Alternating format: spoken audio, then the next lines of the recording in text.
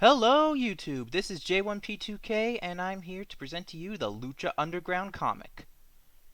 As you can see, it's the very first issue. It's totally free, it's online. I will have a link below so where you can read it for yourself. It's sponsored by El Rey.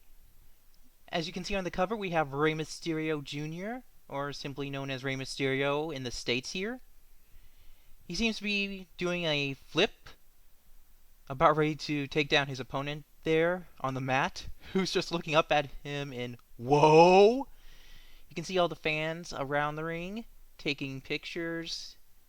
You can see a few flashes there as well.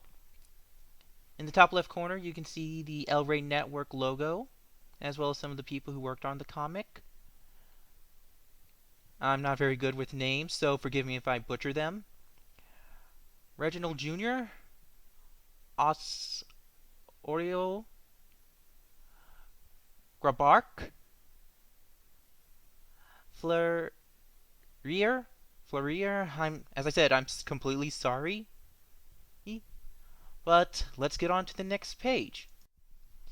Here we have the title page. El Rey Network logo at the top, Lucha Underground. The title of the comic is Peacekeeper.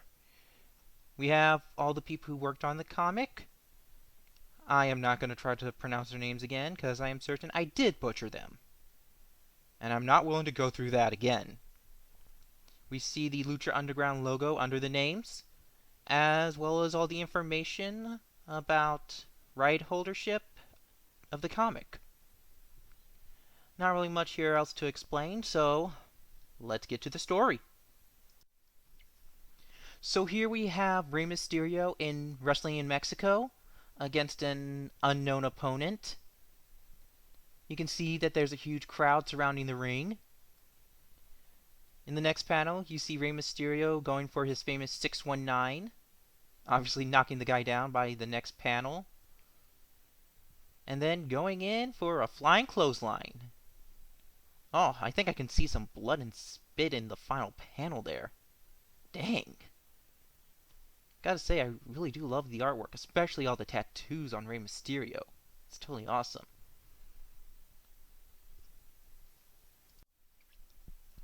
There's really not much to say here. You got Rey Mysterio Jr. going for the pin. Uno, dos, tres. Rey Mysterio is clearly the victor. He's standing over his opponent like he just totally owned him, which I'm certain he did. The ref is checking on the guy, making certain he probably doesn't have a concussion after getting his ass kicked by Rey. So now we're in the locker room, and Rey is getting information from this guy about El Dragon and Azteca getting murdered. If you seen the last episode of Lucha Underground Season 1, you know what happened. So, and if you haven't seen it, I suggest you do. I am not going to give spoilers out here besides this comic. And let's see what Rey is going to do next. Now, Rey is saying that to cancel his schedule. And the guy is asking Kay, wanting to know what's the deal. And Rey is responding that he needs to find the kid. Who is this kid that he's talking about? I mean, I don't know who this kid is. And when he asks where he's going, he says to set things right. And here you got Rey saying he is going to Lucha Underground. You know, I just realized this. That belt buckle Rey has on there is totally awesome. Okay, I'm just killing time for this page, but seriously, that belt buckle he's wearing is awesome. Totally awesome. I would like to have a belt buckle like that. So here we see Rey scanning the Los Angeles area, searching for any clues. Check out that second panel. It's like he's Batman. Okay, not Batman, but it's just awesome. In the final panel, we see that he's checking out some guys being chased by others. I wonder who they are. And here we see the Disciples of Death, who made their appearance in Lucha Underground Season 1. And they're just attacking these guys, must be fellow wrestlers by what they're wearing. and they don't even talk, they just hiss. And then you see Ray completely shocked as the guys scream. Just look at that final panel. This truly sells the supernatural aspect of Lucha Underground. The Disciples of Death seem to just have absorbed the souls of those two guys. And it's just creepy. Man, this, I mean, this is awesome in my opinion, in a very, very creepy way. Oh, man. Here we have him checking out, most likely a mental hospital. You can see Vampiro over there, strapped up, like Hannibal Lecter, only without the mask. Man, I'm not sure what to think of this. This is very creepy, and I'm not, as I, if you watch the end, well, I'm not going to give spoilers, but it just doesn't seem to fit right here. If you watch the end of season 1, then you may know why. I'm willing to explain it to you if you want to leave a comment, but yeah. I wonder if Vampiro will reappear in season 2. So Ray has come to the temple, and you can see that it's completely empty. Most likely everyone has left and not come back since the end of season 1. You can look at the name right there. I think it says Katrina. And if you know Katrina, she's the manager, quote unquote, for Mil Muertes. You can see that throne there. Here. That's just eerie. I wasn't sure why it was there, but you'll know. You may know, you may not. But when we get to the final page, we will all know. And I don't know what's gotten Ray so freaked out in that final panel, but maybe someone is there. Maybe he's just shocked by the throne. Maybe those skulls are real. So Ray is out on the streets trying to find some clues. And when you're a wrestler, the best place to look for clues is a wrestling ring. So he's got the flyer and he's going to check it out. And inside this Warehouse 27 is a wrestling ring. Two guys are fighting, and one guy just whacked the other with a chair. Man, you can just see that ink on the chair. I know that's supposed to be blood, but it seems a little too dark for blood.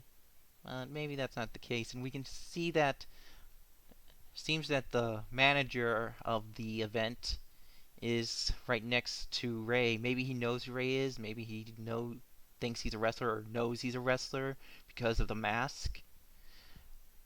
And want to make some quick cash. Yeah, that's what he's asking him. So he most likely knows that that's either Rey Mysterio or that he's at least a wrestler. I think I have to go with the latter because, well, you mostly would say that question to a wrestler you've never met before or never knew of. So now Ray is in this match against this big brute character who clearly has lost some teeth during his wrestling career, depending on how long that's been. And Ray is clearly using his speed to take this guy down, and he seems to be getting ready to finish this up.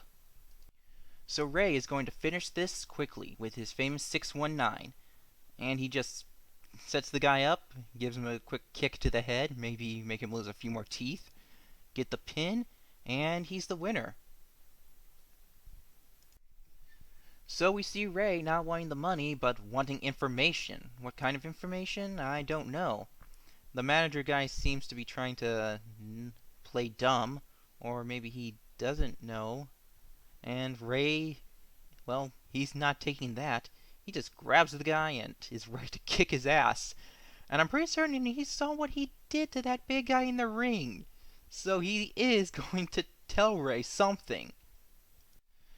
So we see Ray going to this sports bar sometime later, and he's not there to drink. You can tell by his expression on the second panel. And when he goes straight up to that bouncer, man, you know he means business. And just look at that bouncer at the bottom left corner. You can just tell that he knows that Ray will kick his ass if he tries to stop him. And he's just letting Ray through with some type of paper. I don't know what's on that paper. Maybe we'll find out. So here we see Ray on the top of the temple roof meeting up with El Dragon Azteca Jr. I don't know what his relation is with the original El Dragon Azteca. Maybe his son, maybe his nephew, maybe just an apprentice. I mean, do luchadors really need to pass down their name and mask to someone in the family? I don't entirely think so. I mean, I know it's very common because those people are most likely inspired by them, but maybe it's a friend of the family. Maybe adopted son, but some relation clearly. And you can see the Lucha Underground sign with the question mark. And the more I look at El Dragon Azteca Jr., the more I think that he was the guy who spray painted that question mark on there. I'm not sure. I have to watch the end of season 1 to make sure. And just look at those eyes under the hood. I mean, you see his mouth, but you look at those eyes. That's all you see. That's pretty awesome in my opinion. It's just kind of it's like Phantom Stranger or the your simple mystical guru type. And I just like that. It's just awesome. So here we see Azteca Jr. reaching into a box to give something to Ray, and pulling it out, it's the original mask of Azteca. Why does he want to give this to Ray? I I don't know. So here we see Azteca Jr. trying to give his predecessor's mask to Ray, but Ray doesn't want it. He says that the mask is too powerful. I wonder what type of power is in that mask. You can see that Junior wants him to have it for revenge, but, well, as you will see, Ray is not here for revenge. He says that he is a peacekeeper. And he also mentions that Azteca Jr. and him are going to bring justice to Lucha Underground. What does that mean? I guess we'll find out in the first episode of Season 2. But this is an awesome comic in my opinion. I love it.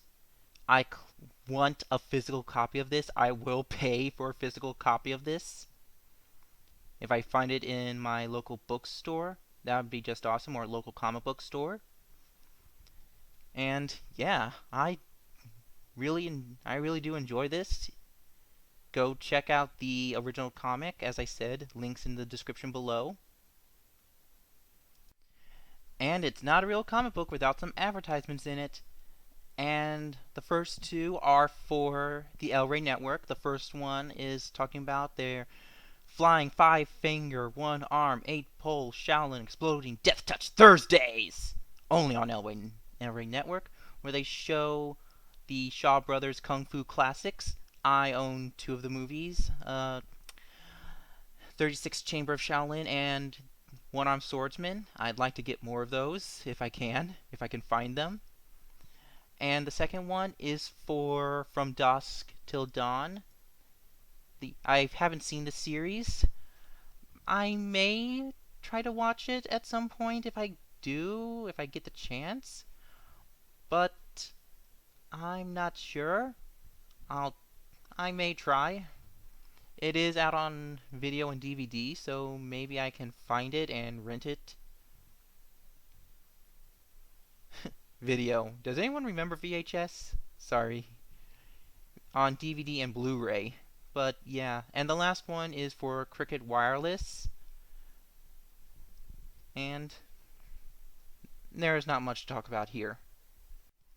And if you were wondering about that throne with the skulls on it in that previous page, well, here it is. This is the throne for Mil Muertes, the current Lucha Underground champion, and 1,000 deaths. Man, just look at that guy. You clearly do not want to face this guy. He will kill you. He is 1,000 deaths. Oh, man. Well, I hope you enjoyed this look of the comic from my perspective. Check it out. Maybe you should talk about it yourselves on YouTube. If you can. I'd love to hear your opinions on it. Be sure to leave a comment, like, and share. I'd love to get 100, well, maybe that's a little too much at the moment, 50 likes on this video. Have a great day, everyone. Enjoy the matches, especially Lucha Underground.